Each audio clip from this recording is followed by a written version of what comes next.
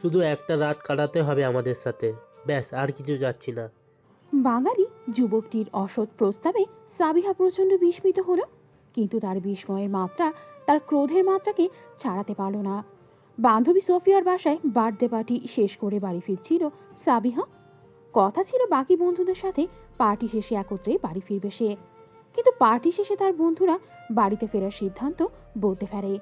তারা সকলে আজ সোফিয়ার বাসায় রাত কাটাতে আগ্রহী হয়, কিন্তু সাবিহা এতে রাজি হয় না, কারণ রাতে বাড়ির বাইরে থাকতে তার ভালো লাগে না। এজন্যই সে একাই নিজের বাড়ির উদ্দেশ্যে রওনা দেয়। প্রথমে সে ভেবেছিল বাড়িতে ফোন করে গাড়ি পাঠিয়ে দিতে বলবে, কিন্তু পূর্ণিমা রাতে ভ্যানিসের ছিমছাম রাস্তা ধরে হাঁটার লোভ সে সামলিয়ে উঠতে পারেনি। ফলস্বরূপ পায়ে হেঁটেই বাড়ির উদ্দেশ্যে রওনা দেয় সে। এরই মাঝে হঠাৎ একটি বাঙালি ও একটি ইতালীয় যুবক এসে তার পথ আগলে ধরে। তাকে দিয়ে বসে একসাথে রাত কাটানোর বাজে প্রস্তাব। সাবিহা যুবকটির উদ্দেশ্যে ক্রুদ্ধ গলায় বলল। আপনার সাহস হলো কি করে আমায় এমন প্রস্তাব দেওয়ার? যুবকটি সাবিহাকে আপাদমস্তক পর্যবেক্ষণ শেষে হলদেটে দাঁত বের করে বিশ্রীভাবে হাসল। তার নিকটে দাঁড়িয়ে থাকা ইতালীয় যুবকটিও একই ভঙ্গিতে হাসল। দুজনের উদ্দেশ্য একই, আজকের রাত এই মেয়েটার সাথে কাটিয়ে দেওয়া। যুবকটি হালকা হাতে দাড়িতে হাত বুলাতে বোলাতে পুনরায় বলল। এতে সাহসের কি দেখলে তুমি? চলো আমাদের সাথে, শুধু একটা রাতেরই তো ব্যাপার। আজ রাতের বিনিময়ে তুমি যা চাইবে তাই দেওয়ার চেষ্টা করব আমরা। কি ঠিক বলছি লুকা? শেষোক্ত কথাটি ইতালীয় ভাষায় বলল যুবকটি। সাবিহা ঘৃণাপূর্ণ চাহনিতে চেয়ে যুবকটির উদ্দেশ্যে বলল। বাঙালি হিসেবে অ্যাটলিস্ট ভদ্রতামূলক আচরণ করা উচিত ছিল আপনার, কিন্তু নর্দমার কীটদের এটা কে বোঝাবে? এই বলে সাবিহা উল্টো পথে হাঁটা শুরু করলো, কিন্তু দু কদম যেতে না যেতেই যুবকটি পেছন থেকে সাবিহার হাত চেপে ধরে। এতে সাবিহা কিঞ্চিত ঘাবড়ে গেলেও তৎক্ষণাৎ আত্মরক্ষা করতেই যুবকটির দিকে ফিরল সে। মুহূর্ত মধ্যেই সাবিহা যুবকটির হাত ঘুরিয়ে নিজের হাত ছাড়িয়ে নিল, এবং যুবকটির কিছু বুঝে ওঠার পূর্বেই সে যুবকটির হাত নিজের নিয়ন্ত্রণে নিল। অতঃপর পা দিয়ে যুবকটির পুরুষাঙ্গে লাথি দিয়ে তাকে ধরাশায়ী করে ফেলল। সাবিহার এই আত্মরক্ষামূলক কাজে দুজনেই হতবুদ্ধ হয়ে পড়ল। তারা বিস্ফোরিত নয়নে সাবিহার দিকে চেয়ে রইল। এরই সুযোগে সাবিহা পা বাড়িয়ে পালিয়ে যেতে দৌড় দিল। যুবক দুটি এ হতবুদ্ধিকর পরিস্থিতি এখনো কাটিয়ে উঠতে পারেনি। যতক্ষণে তারা পরিস্থিতি বুঝতে পারল, ততক্ষণে সাবিহা তাদের হাতের নাগাল হতে বেরিয়ে গিয়েছে।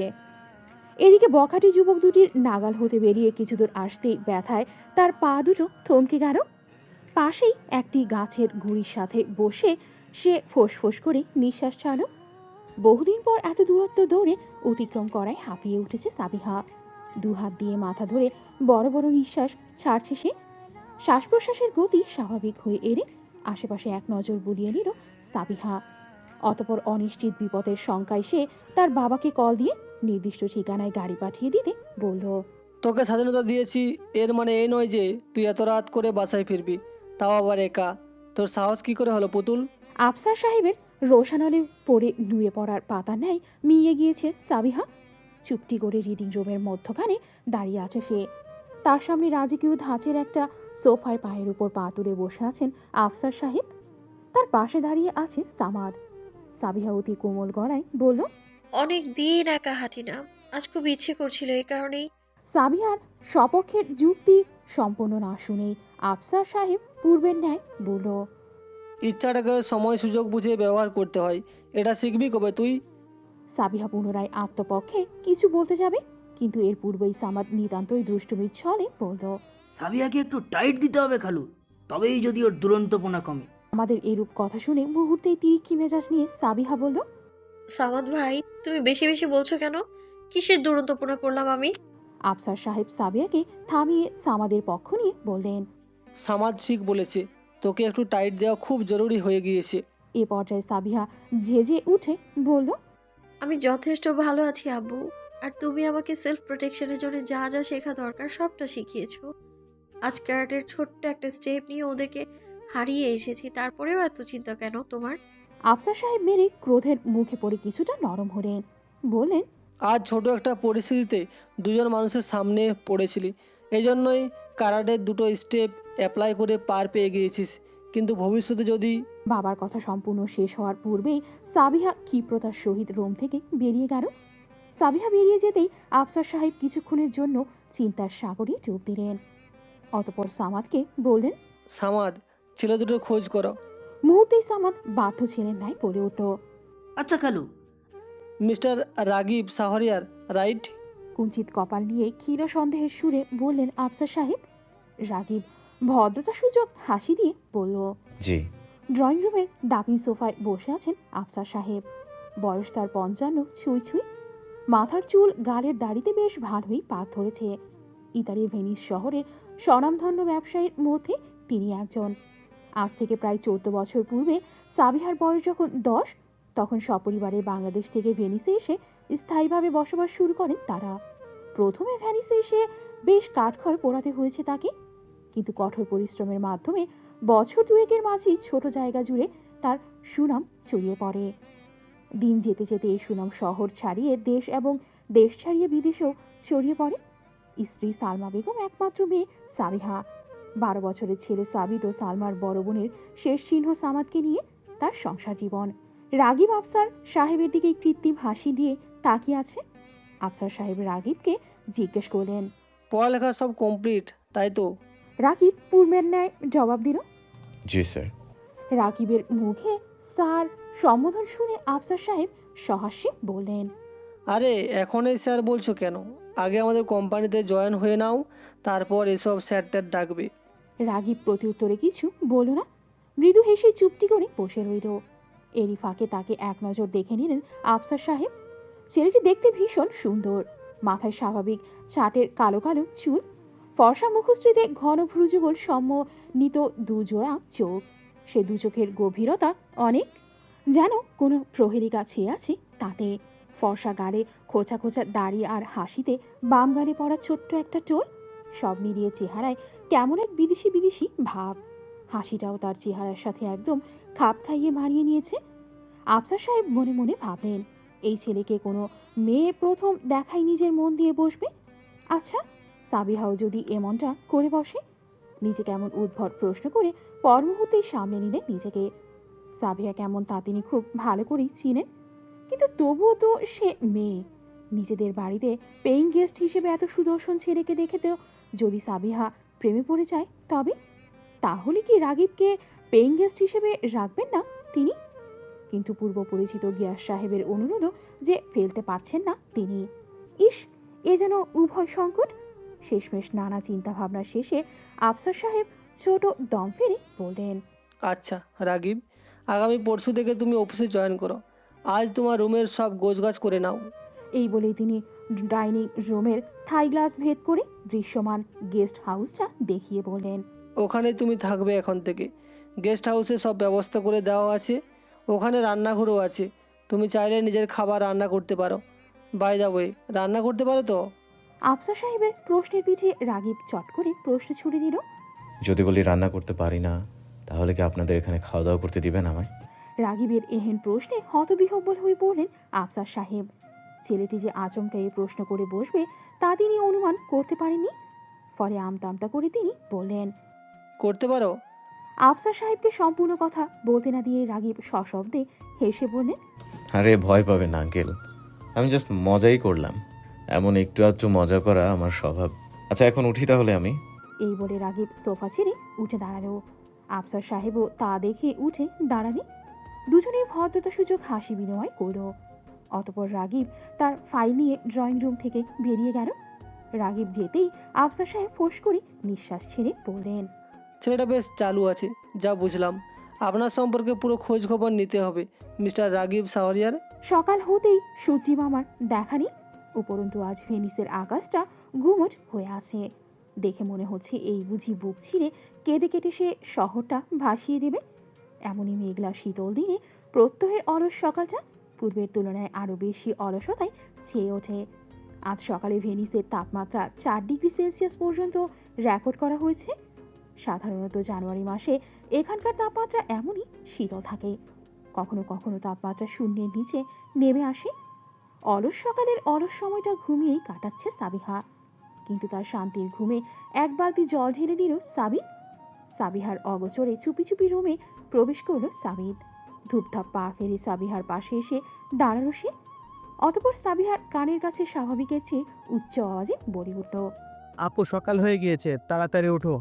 আচমকা কানের কাছেই সাবিতের কণ্ঠস্বর শুনে ধরফড়িয়ে উঠে বসল সাবিহা। বিস্মিত চাহনিতেই চারপাশ তাকিয়ে পরিবেশ সম্পর্কে অবগত হলো সে। বড় বড় নিঃশ্বাস ছেড়েই নিজেকে ধাতস্থ করল। অতপর চট করে পাশ ফিরে সাবিতের উদ্দেশ্যে গরম চোখে চেয়ে বলল, সাবিতের বাচ্চা সাবিত, তোর সমস্যাটা কি? ছুটির দিনটাতেও শান্তিতে ঘুমোতে দিবি না? সাবিত দাঁত কেরিয়ে বলল, না, আমার ঘুম ভেঙে গিয়েছে, তো তোমাকে আরামে কি করে ঘুমাতে দিই বলো? সাবিহা আর কথা বাড়ানো না। এভাবে হঠাৎ ঘুম ভাঙায় তার মেজাজ খিটখিটে হয়ে আছে। এই খিটখিটে মেজাজ নিয়েই সে ব্ল্যাঙ্কেট সরিয়ে বিছানা থেকে নেমে পড়ল। সাবিতের দিকে তীক্ষ্ণ নজর নিক্ষেপ করে ওয়াশরুমে গিয়ে ফ্রেশ হয়ে নিল। ডাইনিংয়ে বসে ব্রেড ও বাটার খাচ্ছে সাবিহা। তার এক হাতে ফোন ও অপর হাতে ব্রেড। ধীরে সুস্থে খেতে খেতে নিউজ ফিড স্ক্রল করছে সে। বাড়ির বাকি সদস্যদের সকালের খাবার শেষ হয়েছে আরও আগে। রোজ রবিবার সাপ্তাহিক ছুটি থাকায় সাবিহা একটু দেরি করে ঘুম থেকে ওঠে।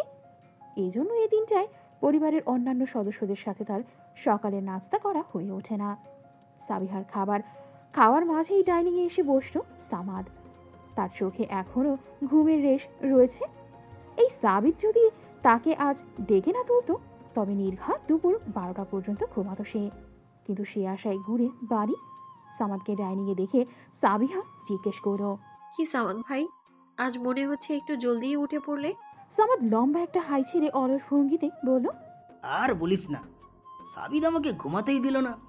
ছুটির দিনের ঘুমটাও নষ্ট করে দিল। ওকে যে কিভাবে শিক্ষা দেবো বুঝে পাই না। সামাদের সাথে সাবিয়াও তাল মিলিয়ে বলল, আমিও তাই ভাবছি সামাদ ভাই, ওকে একটা শিক্ষা দিতেই হবে। নিজে তো ঘুমায় না, আবার আমাদেরও ঘুমোতে দেয় না। তাদের কথার মাঝে হঠাৎ উদয় হলো সাবিত।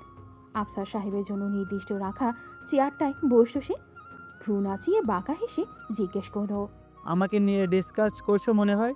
সামাদ বিরক্তি ভরা চাহনিতেই সাবিতের দিকে একবার তাকালো।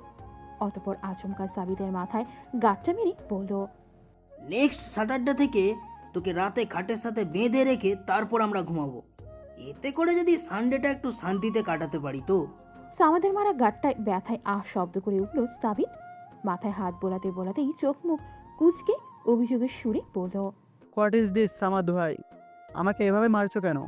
এই বলে সে মাথার অবিন্যস্ত চুলগুলো বিন্যস্ত করতে করতেই স্বগতোক্তি করে বলল, উফ, আমার চুলগুলোই নষ্ট করে দিল এরা। 12 বছর বয়সী সাবিতের এ ফ্যাশন সচেতনতা দেখে সামাদ ও সাবিহা মিটিমিটি হাসতে লাগলো। সাবিতের এই ফ্যাশন সচেতনতা সম্পন্ন মন মানসিকতা সম্পর্কে বাড়ির প্রত্যেকেই অবগত। এই বয়সে সাবিতের এমন আচরণ নিয়ে সামাদ ও সাবিহা মাঝে মাঝে মজা করে। কিন্তু এই ব্যাপারটা অবশ্য সাবিতের একটুও পছন্দ না। তার অভিযোগ ছোট হয়েছে বলে কি একটু একটু স্টাইলও করতে পারবো না। ব্যাস, সাবিতের এই কথা নিয়েও সামাদ ও সাবিহা মজা করা শুরু করে দেয়। আচ্ছা তোরা থাক, আমি হাত মুখ ধুয়ে আসি। এই বলেই সামাদ চেয়ার ছেড়ে উঠে গেল। ততক্ষণে সাবিহার খাওয়া দাওয়াও শেষ হয়ে গিয়েছে। খাওয়া শেষে ডাইনিংয়ের চেয়ারে বসে বসে সে ফোন চালাতে লাগলো।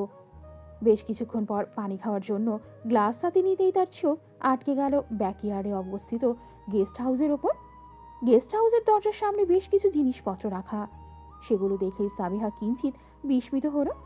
সন্দেহের সুরে সাবিতকে জিজ্ঞেস করলো, সাবিত, গেস্ট হাউস পরিষ্কার করছে নাকি? সাবিত ফোনে মনোযোগী হয়ে উঠেছিল। সাবিহার প্রশ্নে তার মনোযোগ ভাঙল। কিঞ্চিত বিরক্ত হলো। মুখ দিয়ে চবর্ণের ন্যায় শব্দ উচ্চারণ করেই ফোন রেখে গেস্ট হাউসের দিকে তাকালো সে।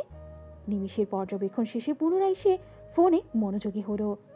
হেলাফেলা করে বলল, নতুন পেন গেস্ট এসেছে, তার জিনিসপত্র রাখা ওখানে। পেইং গেস্টের কথা শুনেই সাবিহা ভ্রু উঁচিয়ে তাকালো। সাবিতকে পুনরায় জিজ্ঞেস করলো। কবে এসেছে? সাবিত ফোনে মুখ গুজেই বলল, আজই এসেছে। ইতালিয়ান? বাঙালি।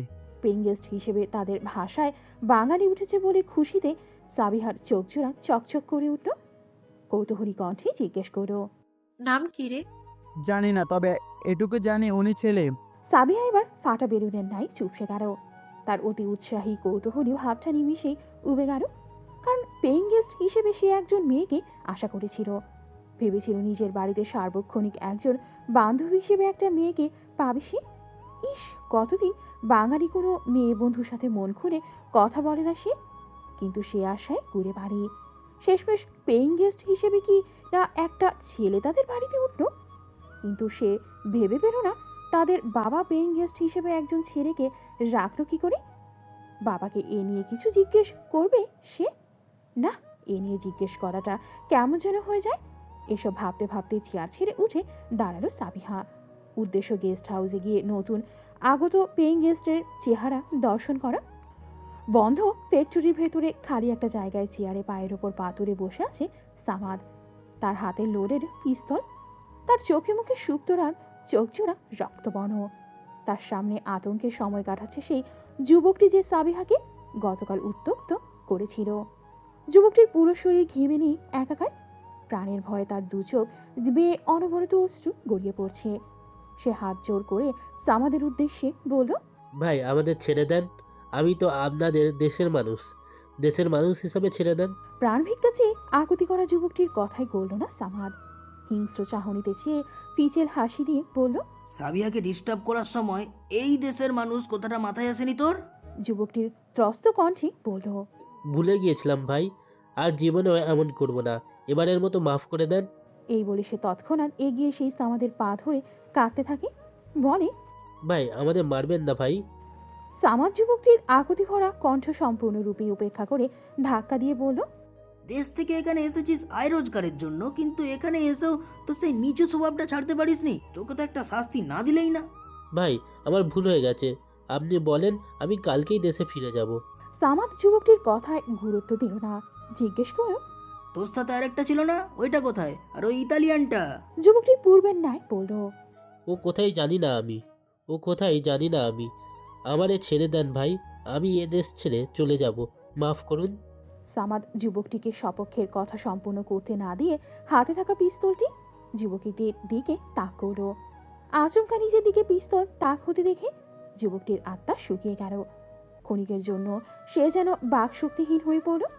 কিছু বুঝে ওঠার পূর্বেই তার বুকে পরপর দুটো গুলি বিঁধিয়ে দিল সামাদ। গুলির শব্দে নিস্তব্ধ পরিবেশটা হঠাৎই সরব হয়ে উঠল।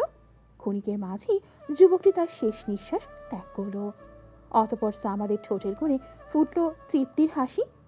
যুবকটির লাশ বদ্ধ ফ্যাক্টরিতেই ফেলে সামাদ বেরিয়ে এলো। রাস্তা পেরিয়ে গাড়িতে উঠতে নিল সে, কিন্তু গাড়িতে ওঠার পূর্বে তার চোখ আটকে গেল অদূরে অবস্থিত গাছের আড়ালে থাকা শায়িত একটি শরীরের ওপর। আচমকা প্রায় এ জনমানব শূন্য এলাকায় এভাবে কাউকে শুয়ে থাকতে দেখে কিঞ্চিত বিস্মিত হল সে। ক্ষণিকের চিন্তাভাবনা শেষে কৌতূহলবশত সে এগিয়ে গেল সেদিকে। গিয়ে দেখলো এটা কোনো মানুষ নয়, এটা লাশ, এবং লাশটি অন্য কারণ নয় বরং সেই ইতালীয় যুবকটির, যার নাম লুকা। লুকাকে মৃত অবস্থায় দেখে বিস্ময়ে সামাদের চক্ষুজোড়া বড় হয়ে এলো। কুয়াশার চাদরে মোড়া ভেনিস শহর, আকাশে সূর্যমামা লুকোচুরি খেলতে ব্যস্ত। আজ তার শরীরে নেই উত্তাপ, আজ সে ভালোবাসার এই শহরকে উষ্ণ অভ্যর্থনা জানাতে ব্যস্ত। অথচ গতকাল সে নিজেকে কুয়াশার আড়ালে পুরোপুরি লুকিয়ে ফেলেছিল। চারপাশ পাখির কিচিরমিচির মিষ্টি মধুর ধ্বনিতে গুঞ্জিত হচ্ছে, সেই সাথে মৃদুমন্দ্র হাওয়ায় দোল খাচ্ছে ব্যাকইয়ার্ডে অবস্থিত গাছগুলি।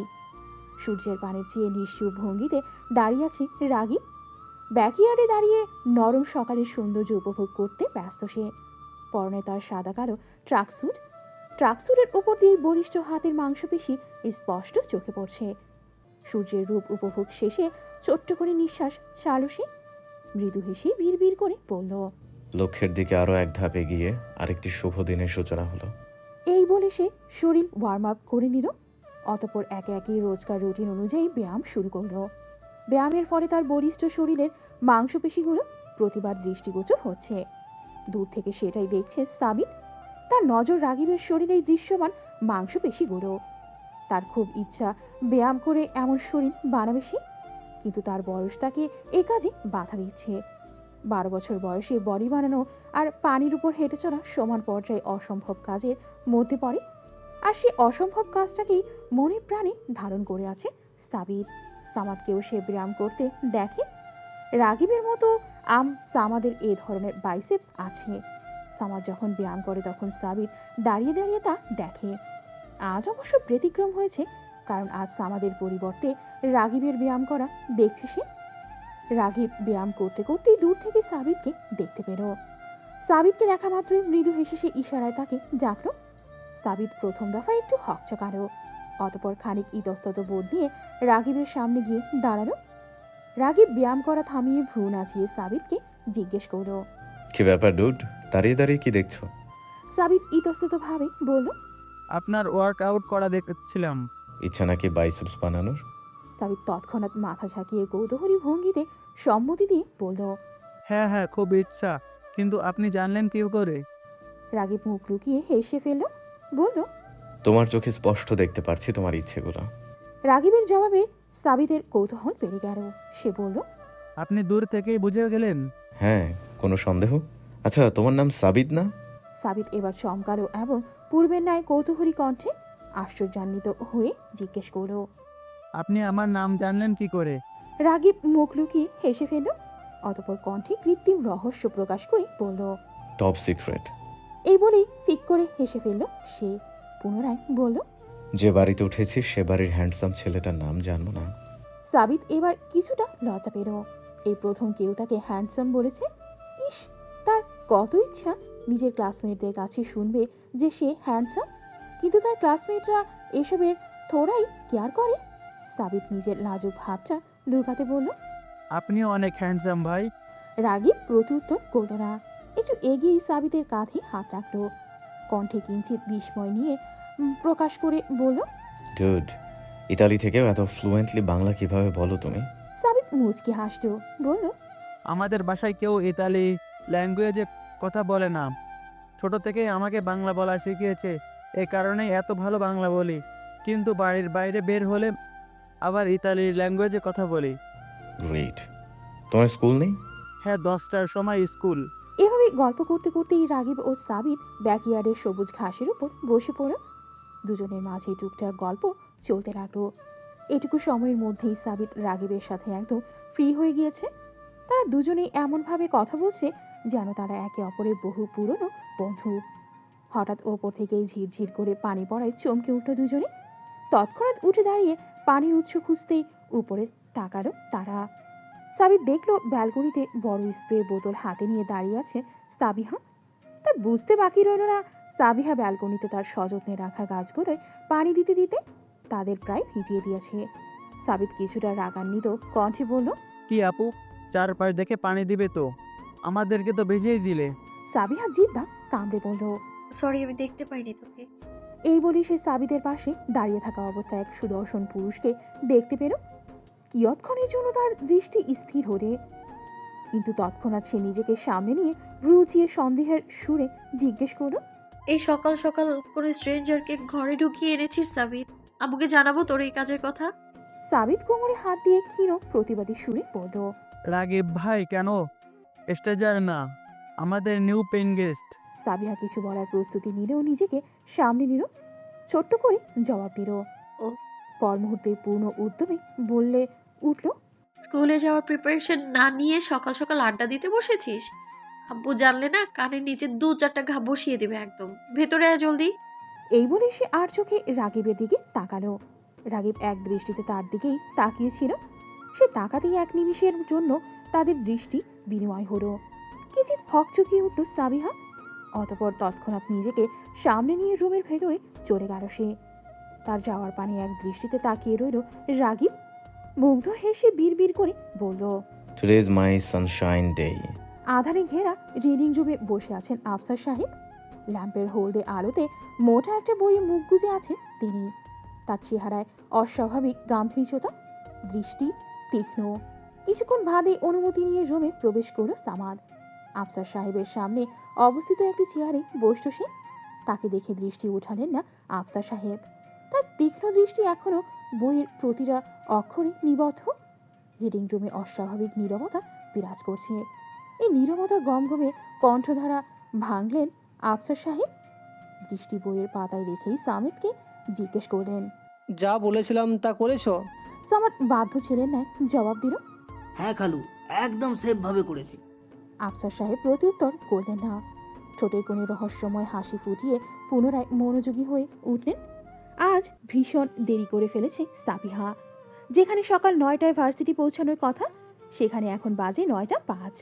অথচ সে এখনো বাড়িতে আছে, কারণ আজ তার ঘুমই ভেঙেছে 9টার সময়। ইস, আজকের প্রথম ক্লাসটাই মিস। সাবিহা দ্রুত হাত মুখ ধুয়ে ফ্রেশ হয়ে নিল। দ্রুততার সাথেই পার্পেল কালারের একটা কুর্তির সাথে জিন্সের প্যান্ট পরল। গায়ে জড়িয়ে নিল কালো একটি জ্যাকেট, তার উপর গলায় পেঁচিয়ে নিল কুচকুচে কালো রঙের একটা ওড়না। কাঁধ চাপিয়ে পড়া মাঝারি সাইজের চুলগুলো উঁচু করে পনিটেল করে নিল সে। অতপর কাঁধে ব্যাগ জড়িয়ে দ্রুত সিঁড়ি বেয়ে নেমে এলো। ডাইনিংয়ে এসে সালমা বেগমের উদ্দেশ্যে হাঁক ছাড়ো। আম্মু নাস্তা দাও, আজকে অনেক লেট হয়ে গিয়েছে। এই বলেই সে হাত ঘড়ির দিকে চোখ বোলানো। 9টা 20 বাজে। ঘড়িতে সময় দেখা মাত্র তার ব্যস্ততা পূর্বের তুলনায় বহুগুণ বেড়ে গেল। সালমা বেগম ততক্ষণে কিচেন হতে নাস্তা নিয়ে এসেছেন। সাবিহার সামনে নাস্তার প্লেট দিয়ে কপাট রাগ দেখিয়ে বললেন, সেই কখন থেকে ডাকছি তোকে, কিন্তু তোর ঘুম ভাঙার নামগন্ধ নেই। লেট তো হবেই। সাবিহা মায়ের কথা কানে তুলল না। সে দ্রুত খাবার খেয়ে নিল। অতপর পানি খেতে খেতে ব্যস্ত কণ্ঠে জিজ্ঞেস করল, সামাদ ভাই কোথায় আম্মু? বেরিয়ে গিয়েছে? হ্যাঁ, তোর আসার কয়েক সেকেন্ড আগেই বাড়ি থেকে বেরিয়েছে ও। গ্যারেজে থাকতে পারে। সাবিয়া মায়ের কথার প্রত্যুত্তর করল না। দ্রুত পায়ে সিঁড়ি বেয়ে লনে নেমে এলো। এক প্রকার দৌড়ে ব্যাকইয়ার্ডে চলে এলো সে। কিন্তু গ্যারেজে ঢোকার পূর্বেই অসাবধানতা বশত পায়ের সাথে পায়ে হোঁচট খেয়ে মুখ থুবড়ে পড়তে নিল সে। তবে এর পূর্বেই রাগীব তার হাত ধরে নিল। ফলস্বরূপ এ যাত্রায় মুখ থুবড়ে পড়া হতে বেঁচে গেল সে। ঘটনার আকস্মিকতায় সাবিহা একদিকে যেমন ভয় পেল, ঠিক তেমনি অকস্মাৎ রাগীবকে দেখে কিঞ্চিত চমকে উঠল। ফলস্বরূপ তার টানা টানা গভীর চোখ দুটো স্বাভাবিকের তুলনায় ঈষৎ বৃহদাকার রূপ ধারণ করল। তার মুখশ্রীতে ফুটে ওঠা বিস্মিত ভাব দেখে রাগীব মুচকি হাসল, বলল, সাবধানে মিস সাবিহা, ট্রেন ছুটে যাচ্ছে না আপনার? রাগীবের স্বাভাবিক সুরের উক্তিতেও সাবিহা ঈষৎ অপমানিত বোধ করল। তৎক্ষণাৎ রাগীবের হাত থেকেই নিজের হাত ছাড়িয়ে নিল। তীক্ষ্ণ কণ্ঠে বলল, সে নিয়ে আপনাকে ভাবতে হবে না। রাগীব ঘাড় ঘুরিয়ে হেসে নিল। বিড়বিড় করে বলল, এই ভাবনাই তো কাজ। রাগীবের কথা অস্পষ্টভাবে সাবিহার কানে এলো। তবে সে কথার মর্মার্থ বুঝতে পারল না।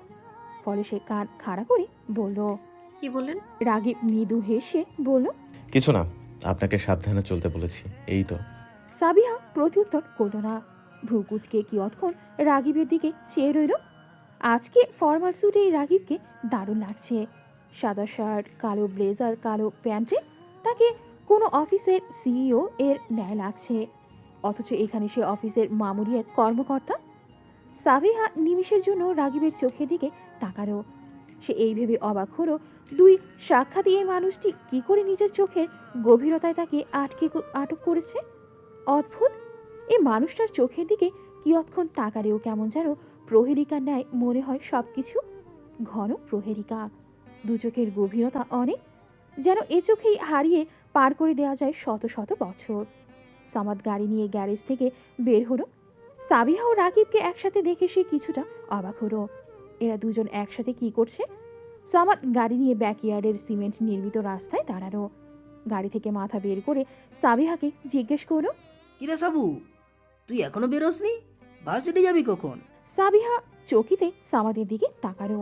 অতপর এক পলকে রাকিবের দিকে চেয়ে সামাদকে বলল, আজকে ঘুম ভাঙতে দেরি হয়েছে বিদায় ক্লাসে যেতে পারিনি, বাট পরের ক্লাসটা ধরতে চাই। আমার ইউনিভার্সিটিতে ড্রপ করে দাও সামাদ ভাই। আচ্ছা আয়। সাবিহা বিনা বাক্য ব্যয়ে ফ্রন্ট সিটে বসে পড়ল। রাকিব সেদিকে এক দৃষ্টিতে চেয়ে রইল। তার এ চাহনি সামাদের দৃষ্টিগোচর হলো না। সামাদ ভ্রু উঁচিয়ে রাগিবকে জিজ্ঞেস করল, তোমার নাম রাগিব, রাইট? রাগিব মৃদু হেসে বলল, জি। তুমি অফিসের জন্য বেরোচ্ছ না? গাড়িতে বসো, ড্রপ করে দিচ্ছি। রাগিব যেন এটাই চাইছিল। ফলে সামাদের প্রস্তাব দেওয়ার সাথে সাথে সে ভদ্রতাসূচক হাসি দিয়ে গাড়িতে বসে পড়ল। রাগিবের এমন আচরণে সাবিহা ও সামাদ ভীষণ অবাক হলো। দুজনে ভাবলো রাগিব হয়তো এ প্রস্তাব নাকচ করবে, কিন্তু সে তো এক বলায় রাজি হয়ে গেল। সামাদ ও সাবিহা পরস্পরের সাথে দৃষ্টি বিনিময় করেই রাগিবকে নিয়ে নিজেদের মনোভাব বোঝালো। অতপর সামাদ গাড়ি স্টার্ট দিল। আজ ভেনিসের তাপমাত্রা তুলনামূলকভাবে একটু বেশি, ফলে সকলের মধ্যে তীব্র শীতে জুবুথুবু হয়ে ঘুরে বেড়ানোর ভাবটুকু নেই। সকলেই স্বাভাবিকভাবে যাতায়াত করছে। সাবিহা তার বন্ধুরাও একত্রে রাস্তা দিয়ে হেঁটে চলেছে। ভেনিসের সুদৃশ্য রাস্তা দিয়ে তারা হেঁটে চলছে। স্যান সারভোলা দ্বীপ থেকে প্রত্যেকের বাসাই নিকটে, শুধু সাবিহাদের বাসা তুলনামূলক একটু দূরে। এজন্য সে প্রত্যহ গাড়ি দিয়েই আসা যাওয়া করে। কিন্তু মাঝে মাঝে ভেনিসের লোভনীয় সৌন্দর্য তাকে মারাত্মক আকৃষ্ট করে।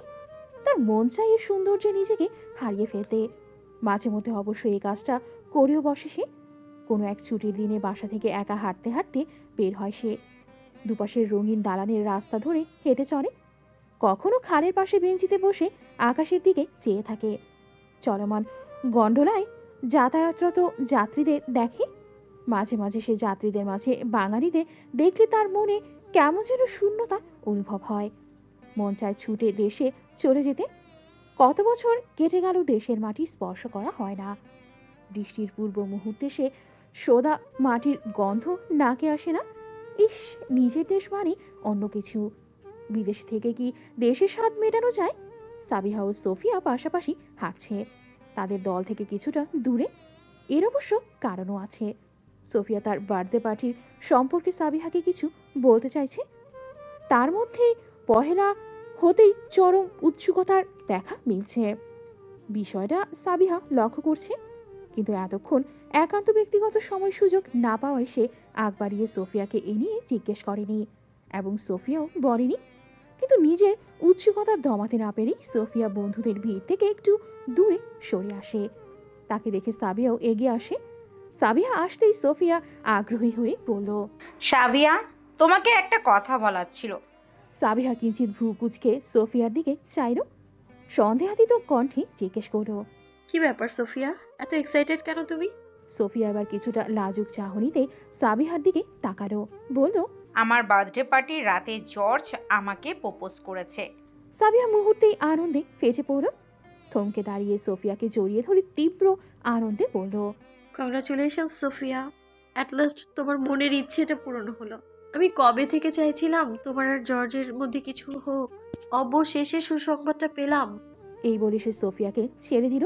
সোফিয়া বলল, আমি খুব খুশি হয়েছি সাবিয়া, আমি ভাবতেও পারিনি জর্জ আমাকে পছন্দ করে। আমি আগে। সাবিহা তার কথা শেষ করতে পারল না। এর পূর্বেই সাবিহার পেছন হতে অপরিচিত এক কণ্ঠস্বর ভেসে এলো। এই প্রিটি লেডি। আচমকা পুরুষালী কণ্ঠে চমকে উঠল সাবিহা। মূল জায়গা হতে ছিটকে দু কদম দূরে সরে এলো সে। তৎক্ষণাৎ পেছনে তাকিয়ে দেখল চোটের কোণে স্নিগ্ধ হাসি নিয়ে রাগীব দাঁড়িয়ে আছে। সাবিহা মুহূর্তে রাগান্বিত কণ্ঠে বলল, সমস্যা কি আপনার? এভাবে পেছন থেকে আমাকে ডাকার মানেটা কি? রাগীব বিস্তৃত হাসল। দু কদম এগিয়ে এসে সোফিয়ার সম্মুখে দাঁড়ানো। সাবিহাকে উদ্দেশ্য করে সোফিয়ার পানে চেয়ে বলল, আমি আপনাকে বলিনি, আমি তো সোফিয়াকে বলেছি। এই বলে রাগীব সোফিয়ার দিকে নিজের হাত বাড়ানো।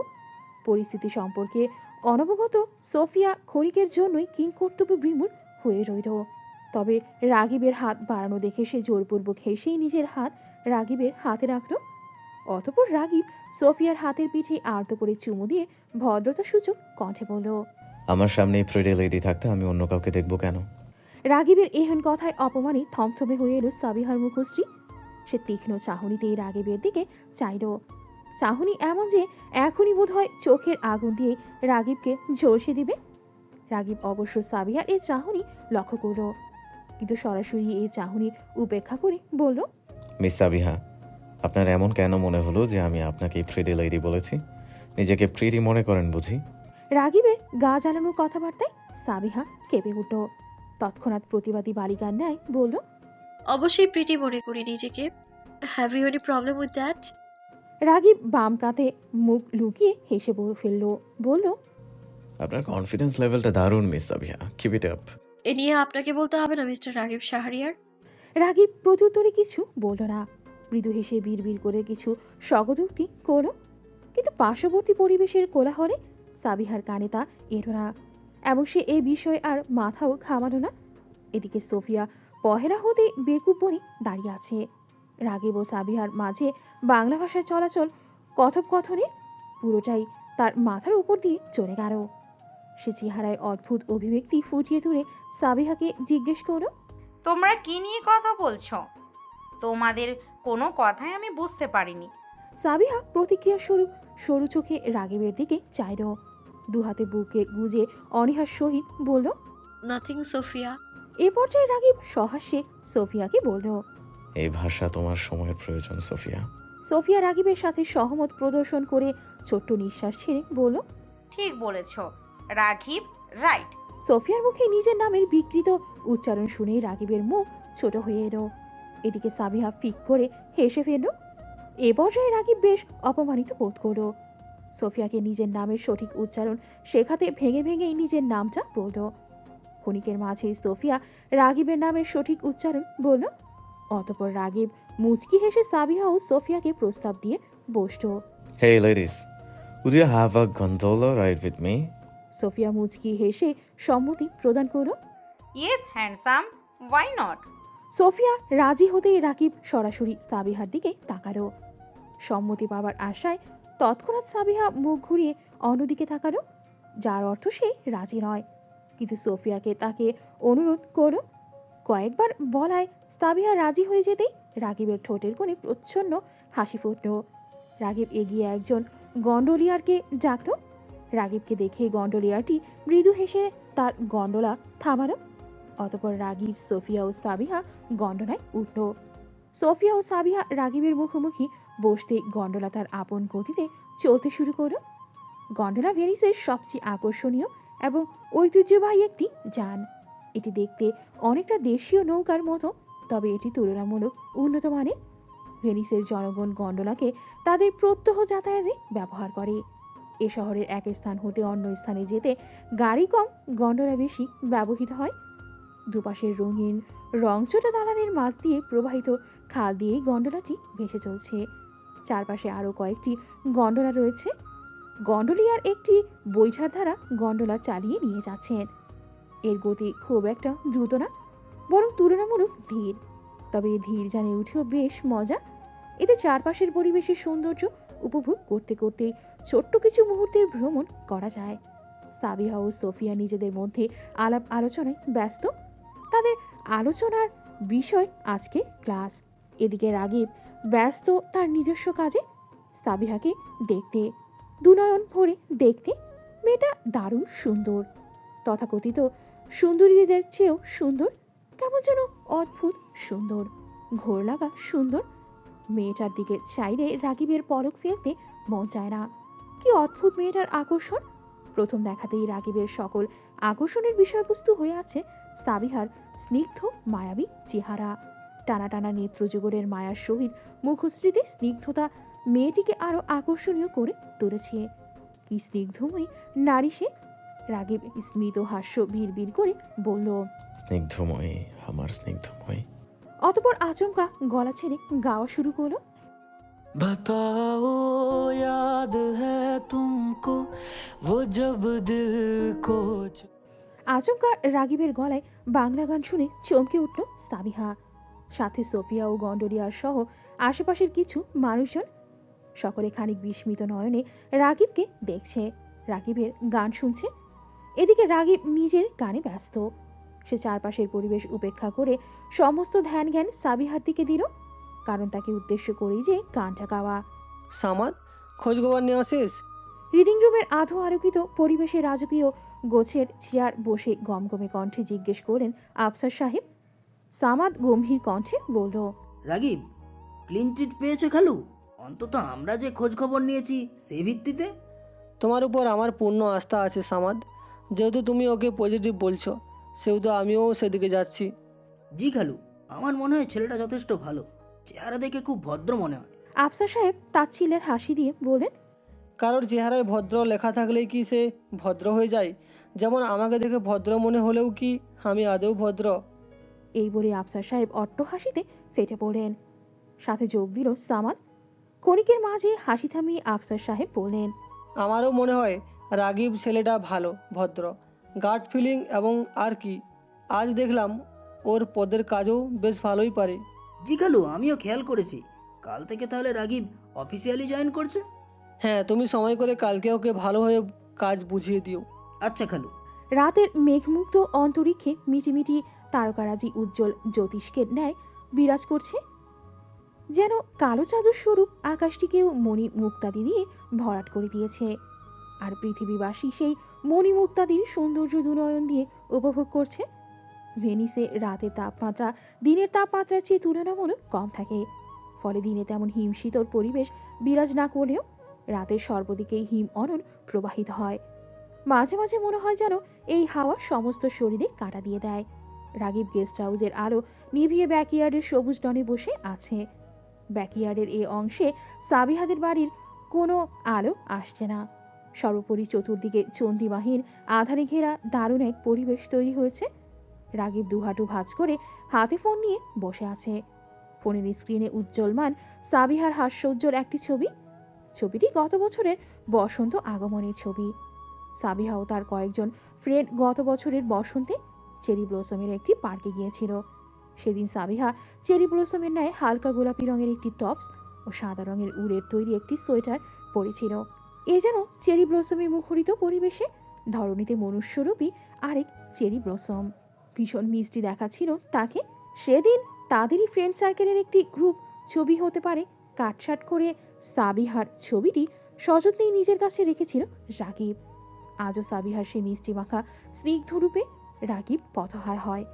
ক্ষণিকের জন্য জগৎ ভুলে তার স্নিগ্ধময়ীতে মত্ত হয় সে। হৃদয়টা ক্ষণিকের জন্য প্রমত্ততায় ডুব দেয় সে। আপনি এত সুন্দর গান গাইতে পারেন কি করে? আচমকা পেছন হতে সাবিয়ার কণ্ঠ শুনে ভরকে গেল রাগিব। তাড়াঘড়ি করে ফোনের স্ক্রিন অফ করে পকেটে পুরে রাখল। অতপর নিমিষের মাঝে মুখশ্রীতে স্বাভাবিক রূপ ধারণ করে পিছন ফিরে চাইল সে। তবে চতুর্দিক আধারিয়া পরিবেশ বিরাজ করায় সাবিহার চেহারায় স্পষ্ট রূপে দর্শনের সুযোগ পেল না সে।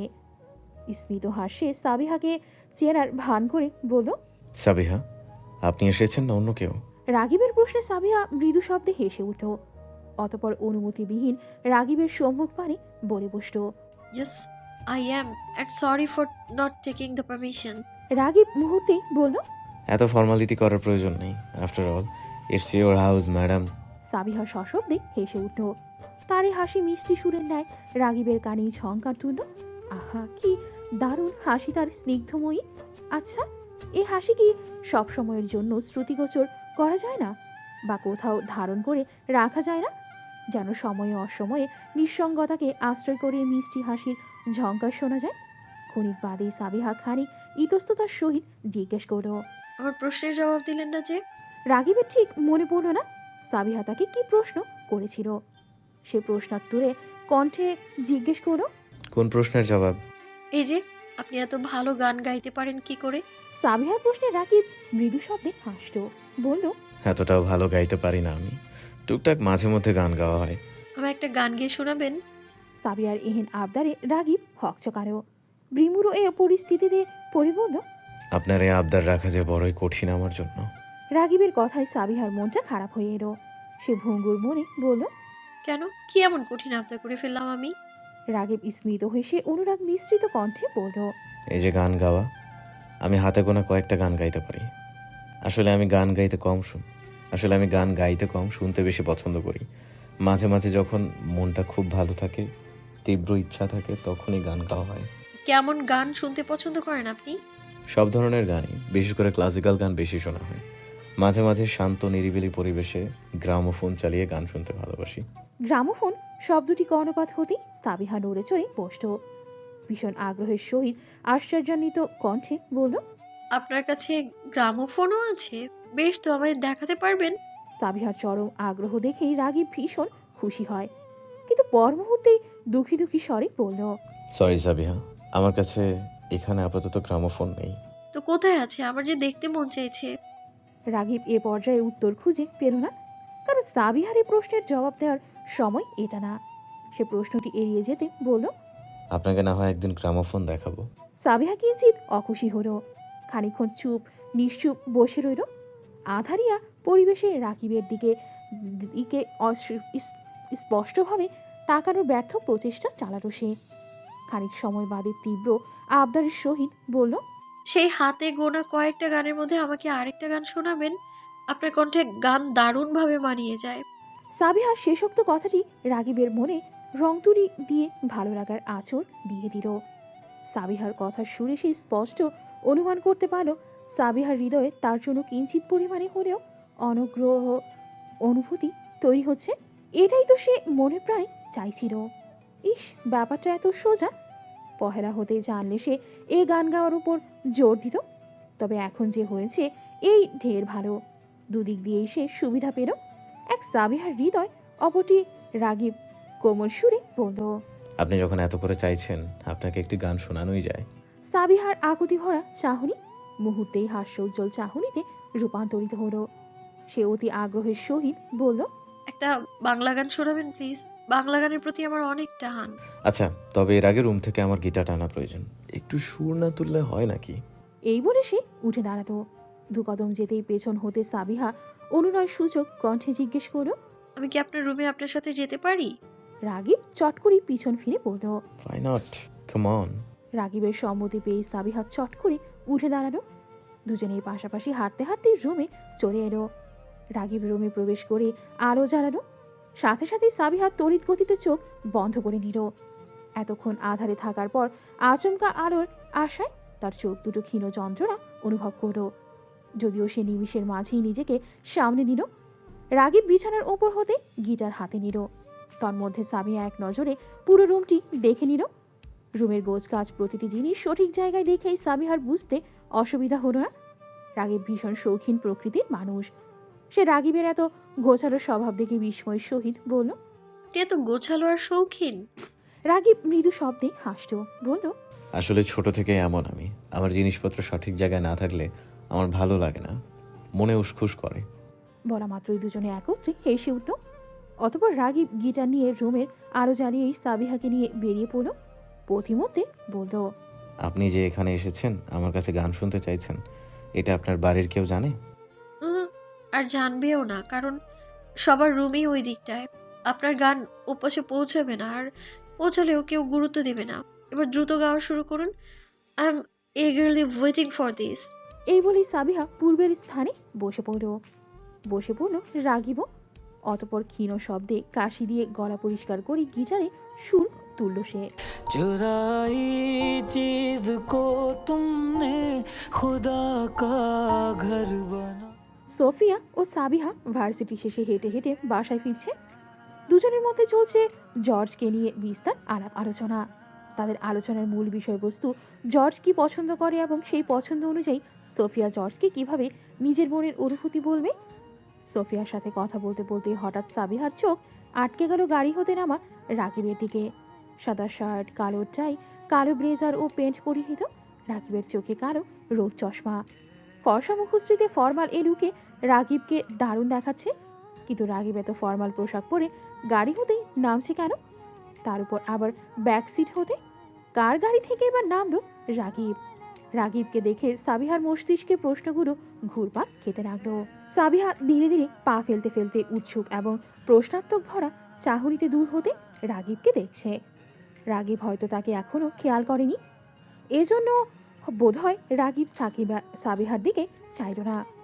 এদিকে রাকিব গাড়ি হতে নেমে কালো রোদ চশমাটি খুলে নেয়।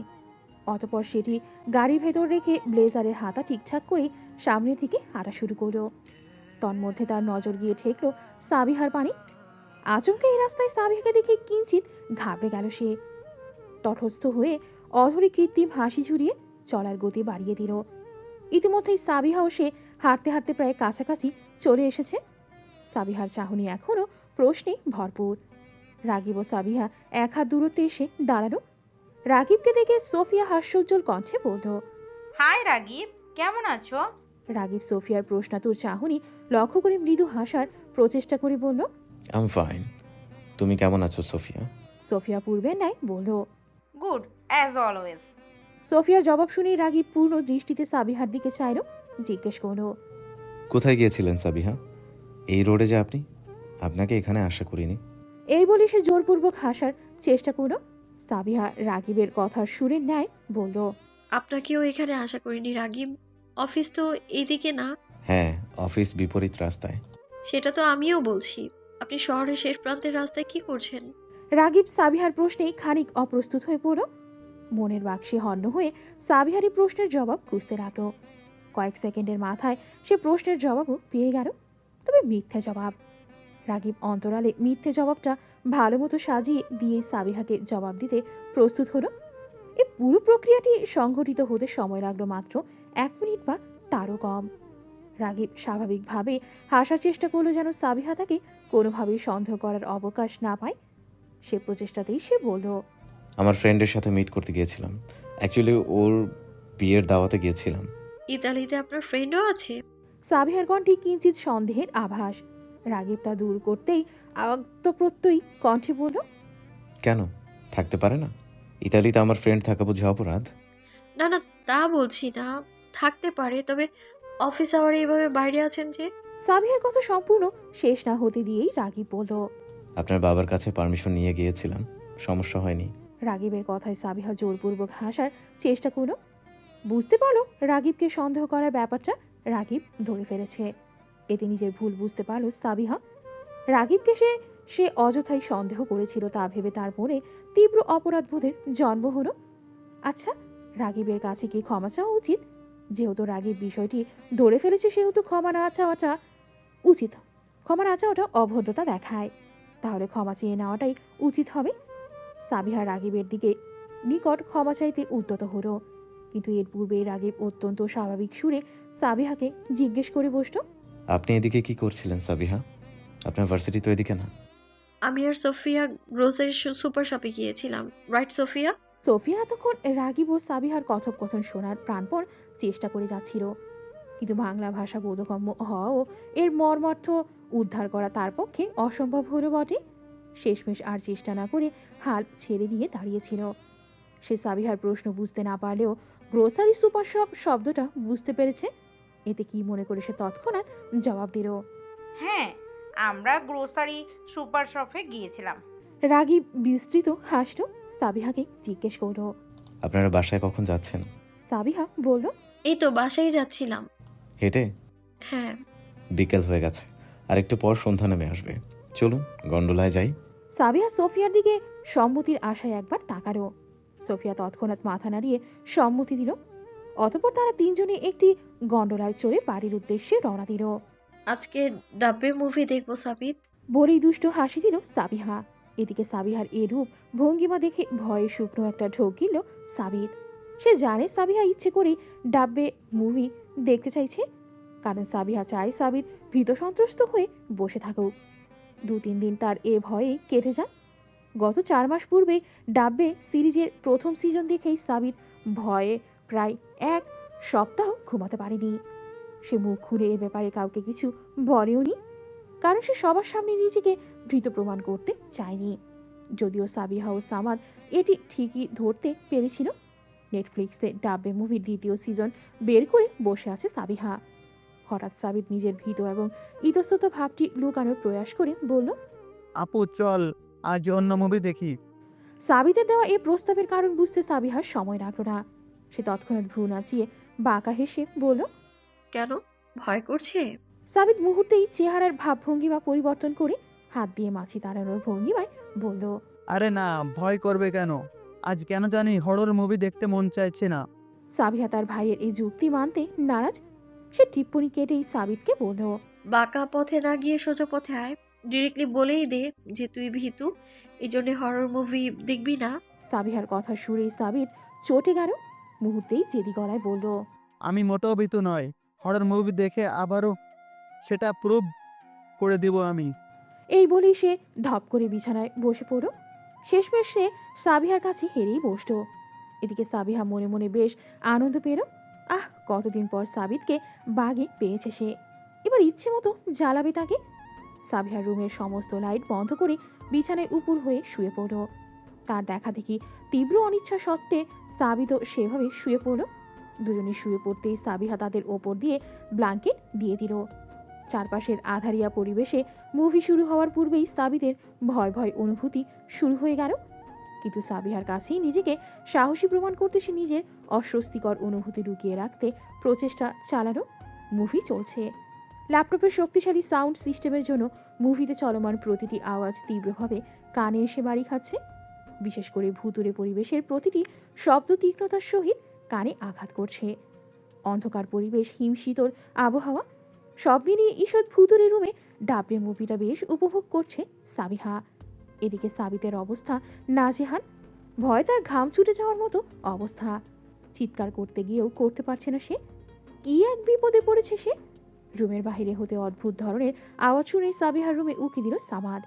দেখলো সাবিহা ও সাবিত ব্ল্যাঙ্কেট মুড়ি দিয়ে মুভি দেখছে। নিশ্চয়ই ভৌতিক মুভি দেখছে তারা। এ ব্যাপারে নিশ্চিত হতে সে ভিড়িয়ে রাখা দরজা কিন্তি ফাঁক করে ভেতরে ঢুকে গেল। পা টিপে টিপে এগিয়ে চলে এলো সাবিতের পেছনে।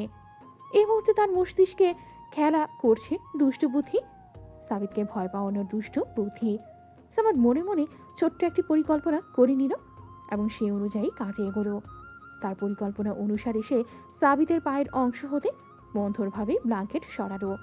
অতঃপর সাবিতের পায়ে আহত করে ছোঁয়া দিল সে এবং সাথে সাথে খাটের নিচের অংশে ঢুকিয়ে পড়ল। সামাদের ছোঁয়ায় মুহূর্ত মধ্যেই সাবিত নড়ে চড়ে চট করে পিছন ফিরে চাইল। আচমকা পায়ে কারোর ছোঁয়া পেয়ে সে ভয়ে শুকনো একটা ঠকে এলো। মনে মনে ভূত প্রেত আত্মা নিয়ে নানা প্রকার জল্পনা কল্পনাও করে ফেলল সে, কিন্তু সাবিহাকে কিছু বলল না। তবে মনে স্থির করলো এরপর কিছু হলে কোনো প্রকার বিলম্ব না করেই সে সাবিহাকে এই ব্যাপারে বলবে। এতে সে ভীতু প্রমাণিত হলেও সমস্যা নেই। এই ভেবে সাবিত মুভির দিকে মনোযোগী হওয়ার চেষ্টা করলো। কিয়ৎক্ষণ বাদে সামাদ উঠে দাঁড়ালো। এবার সে ধীরে ধীরে তাদের ওপর হতেই ব্ল্যাঙ্কেট সরিয়ে নিতে লাগলো। সাবিতের শরীর হতেই ব্ল্যাঙ্কেট সরতে সরতে যখন কোমরের কাছে গিয়ে ঠেকলো, তখন সে ভয়ে তৎক্ষণাৎ লাফিয়ে উঠল এবং সাথে সাথে রুম কাঁপিয়ে উচ্চ আওয়াজে চিৎকার দিল। তার চিৎকারে কানে তালা লাগানোর জোগাড় হয়ে এলো।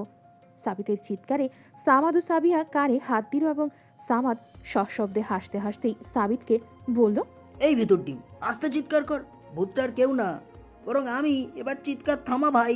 সামাদের কথার কোনো প্রভাব হলো না। সে রীতিমতো চোখ বন্ধ রেখে চিৎকার করে গেল। তারই চিৎকারে অতিষ্ঠ হয়ে সাবিহা দ্রুত গিয়ে রুমের লাইট জ্বালিয়ে দিল। তৎক্ষণাৎ সাবিতের চিৎকার বন্ধ হয়ে গেল। সে হ্যাবলার মতো সাবিহা ও সামাদের দিকে চেয়ে রইল। পুরো বিষয়টি বুঝতে তার 2 মিনিট সময় প্রয়োজন হলো। যতক্ষণে সে বিষয়টি বোধগম্য করল, ততক্ষণে সামিহা ও সামাদ তার এ কাণ্ডে হেসে পেটে খিল ধরিয়ে দিল। সামাদের এই কাণ্ডে সাবিত প্রচণ্ড ক্রোধিত হলো। মুহূর্তেই সে বিছানা থেকে নেমে সামাদের সম্মুখে এসে দাঁড়ালো। কোমরে হাত রেখে রাগত স্বরে বলল, এগুলো কি সামাদ ভাই? তুমি এ সময় এমন করো কেন? নিশ্চয় আপুর সাথে মিলে এসব করছো, রাইট? সামাদ হাসতে হাসতে বলল, তোকে ভয় পাওয়ানোর জন্য প্ল্যানিং এর দরকার হয় না রে, এমনিতেই করা যায়, রাইট সাবিয়া? সাবিহা ভ্রু নাচিয়ে হাসি দিয়ে বলল, ইয়েস ব্রো। এই বলেই তারা দুজনেই শূন্য হাত মেলালো। সাবিত তাদের কাজে প্রচণ্ড ক্রোধিত হলো। সে পুনরায় বলল, এসব কবে বাদ দিয়ে সামাদ ভাই, তোমার জন্য কবে না আমি হার্ট অ্যাটাক করে বসি। এসব বাদ দিলে আমার দিন চলবে কি করে রে সাবিত? ভাই বোন দুটোকে জ্বালাতেই তো মজা। তোরা বিরক্ত হলে আমি যাব কই? শেষোক্ত কথায় সামিত আবেগী হয়ে পড়ল। তার কথার সুর কোন দিক প্রবাহিত হচ্ছে তা বুঝতে সময় লাগলো না সাবিহার। সেই ইশারায় সাবিতকে কথা ঘুরিয়ে নিতে বলল। সাবিহার ইশারা মোতাবেক সাবিত সামাদের নিকটে এসে অতি মোলায়েম স্বরে বলল, সামাদ ভাই, তুমি কথার অন্য মিন করছো কেন? আমি একটু রেগে গিয়েছিলাম, তাই বলে আমার কথা সিরিয়াসলি নিবে নাকি? জ্বালাতে পারো আমাদের, তবে প্লিজ লিমিটের মধ্যে। এভাবে হুটহাট এমন কাজ করলে নির্ঘাত আমি আউট অফ ওয়ার্ল্ড হয়ে যাব। সাবিতের শেষোক্ত কথায় সামাদ ও সাবিহা একত্রে হেসে পড়ল। ক্ষণিকের জন্য সামাদ আবেগী হয়ে পড়েছিল ঠিকই, তবে দ্রুত এসে নিজেকে সামনে নিল। অতঃপর সাবিহা ও সাবিতকে বুকে আগলে ধরে পেরক গলায় বলল, তোদের দুজনকে আমি সবচেয়ে বেশি ভালোবাসি, তোরা আমার প্রাণ। তোদের কিছু হলে আমার বেঁচে থাকাটা কখনোই সম্ভব না। মাঝে মাঝে মনে হয় তোরা দুজন আমার শরীরের দুটো অংশ, যে অংশকে ছাড়া বেঁচে থাকা অসম্ভব, একেবারে অসম্ভব। সামাদের গলা প্রায় ভিজে এলো। সাবিহাও বেশ আবেগী হয়ে পড়ল, তবে সে স্বাভাবিক গলায় বলল, আমরাও তোমাকে অনেক ভালোবাসি সামাদ ভাই, অনেক অনেক। ফায়ার প্লেসের পাশে রকিং চেয়ারে বসে বিশ্রাম নিচ্ছেন আফসার সাহেব। তার চোখের পাতা দুটো স্থির ও বন্ধ। শান্ত ও মনোযোগী ভাবেই তিনি কাজের পরিকল্পনা করছেন। অকস্মাৎ ফোনের তীক্ষ্ণ রিংটনে তার মনোযোগ বিঘ্নিত হলো। দু চোখ মেরেই তিনি অপ্রসন্ন কণ্ঠে বিড়বিড় করে বললেন, হু ইজ দ্য বাস্টার্ড? এই বলেই তিনি পাশের ছোট টেবিল হতে ফোন হাতে নিলেন। স্ক্রিনে দেখতে পেলেন গিয়াস সাহেবের নাম ও নাম্বার ভেসে উঠেছে। নিমিষের জন্য নাম্বারটির দিকে চেয়ে থেকে অনিচ্ছা নিয়ে তিনি কল রিসিভ করে কৃত্রিম ভদ্রতা সুযোগ কণ্ঠে বলেন, জি গিয়াস সাহেব বলুন, কি মনে করে কল করলেন এতদিন পর? ওপাশে গিয়াস সাহেবের গমগমে গলা। একটা দরকারে কল করেছিলাম। কি দরকার? কালকে আমার সাথে মিট করতে পারবেন? আফসার সাহেব কিঞ্চিত বিস্মিত হলেও কৌতূহলী কণ্ঠে জিজ্ঞেস করলেন। হঠাৎ কি মনে করে, কোনো জরুরি কাজ? জি, কালকে দেখা হলেই এ নিয়ে কথা বলবো। কোথায় দেখা করতে চাইছেন? অ্যাজ ইউজুয়াল আমরা যেখানে দেখা করি। এল রাফেল ওভার? আগামীকাল রাতে। ওকে, ডান। আচ্ছা, তাহলে আগামীকাল দেখা হচ্ছে। এই বলেই গিয়াস সাহেব কল কেটে দিলেন। এদিকে আফসার সাহেব খানিক চিন্তায় পড়ে গেলেন। ভাবতে লাগলেন হঠাৎ গিয়াস সাহেব দেখা করতে চাইছেন কেন। বেশ কিছুক্ষণ ভাবনার চাদরে জড়িয়ে থাকার পরও তিনি এই প্রশ্নের যোগ্য জবাব পেলেন না। সকালে অফিসের জন্য তৈরি হচ্ছেন আফসার সাহেব।